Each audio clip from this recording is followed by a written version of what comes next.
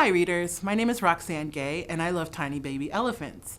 If you can help procure me one, I would really appreciate that. But in the meantime, I wrote this essay collection called Bad Feminist, a series of essays that looks at popular culture and the world we consume, how we consume it, and why.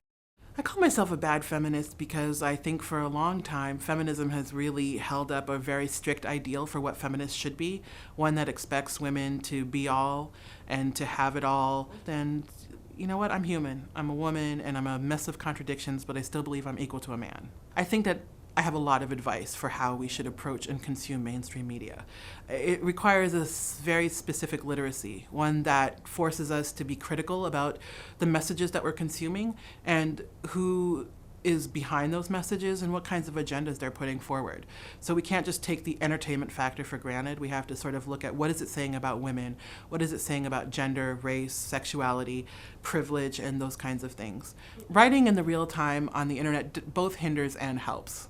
Writing about race and gender. What it does to help is give people an immediate reaction and a really truly honest reaction. But unfortunately, sometimes the first unfiltered reaction is not the best reaction to put out into the world. You know, it really is just about finding the right balance between speaking to your truth and acknowledging the truths of others.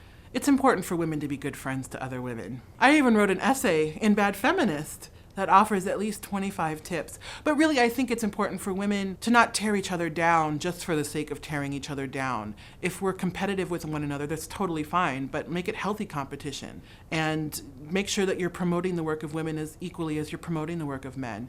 It's not privileging one gender over the other. It's acknowledging that gender is a spectrum and that there are people across that spectrum who have something to offer and whose voices deserve to be heard.